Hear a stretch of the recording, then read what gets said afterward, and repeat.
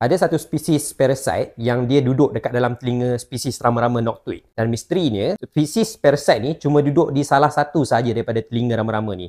Tak pernah dia duduk dekat dua-dua telinga rama-rama noctuid sekaligus. So, ni satu misteri untuk macam mana saintis nak jawab. So, telinga rama-rama kena faham tak sama macam telinga manusia, telinga mamalia dan sebagainya. Dia bukan dekat kepala. Dia dekat atas sikit ataupun bawah sikit je daripada sayap rama-rama tu sendiri. Jadi, bila saintis tengok rama-rama noctuid, dia tengok dalam telinga ni ada parasite ni. Tapi kenapa parasite ni cuma duduk di satu telinga sahaja? Jadi dia ada kaitan dengan ekosistem yang berinteraksi dalam kehidupan dalam habitat mereka ni. Sebab rama-rama noctuid dia ada pemangsa semula jadinya sendiri iaitu kelawar, dan dia perlukan kedua-dua telinga rama-rama noctuid ni untuk mendengar dengan baik kehadiran kelawar. Kalau kelawar tu datang, dia akan duduk diam lah. Tapi dia kena tahu kelawar tu ada. Jadi, bila parasite ni duduk dalam satu telinga rama-rama ni dan membuat koloni dalam dia, dia akan merosakkan gegenang telinga rama-rama ni, menyebabkan pendengaran dia tu hilang. Jadi, bila pendengaran rama-rama noctuid ni hilang, dia tak boleh kesan bila kelawar nak datang. Jadi, kelawar ni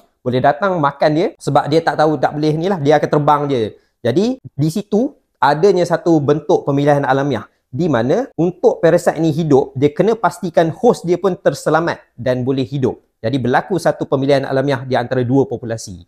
Populasi pertama parasite ialah populasi parasite yang buat tak tahu je, nak duduk dekat dua-dua telinga. Dia datang dekat satu telinga, dia koloni, dia buat satu lagi koloni kat sini. Jadi apa yang terjadi, populasi yang pertama ni menyebabkan rama-rama ni tak boleh kesan kehadiran kelawar, dan kelawar akan makan dia dan dia tidak boleh survive, dan populasi ni boleh jadi pupus lah, ditolak, dibuang oleh pemilihan alamiah. Tapi satu lagi populasi ialah parasite yang membentuk satu set tingkah laku yang membolehkan dia cuma duduk satu je dekat dalam telinga rama-rama noctuid. Bila satu sahaja telinga dikolonikan, pendengaran masih terjejas sebab satu telinga rama-rama ni dah tak boleh digunakan. Tapi ada satu lagi yang boleh digunakan, membolehkan rama-rama ni masih melarikan diri daripada kelawar pemangsanya. Jadi, set tingkah laku parasite ni adalah seperti berikut, di mana first kali bila rama-rama ni tak ada parasite ni akan masuk dan duduk di satu bahagian telinga rama-rama, dan dia akan tinggalkan jejak kimia. Parasite-parasite lain yang datang akan mengesan jejak kimia tersebut dan cuma duduk di kawasan yang jejak kimia tersebut terhasil lah. Jadi di situlah macam mana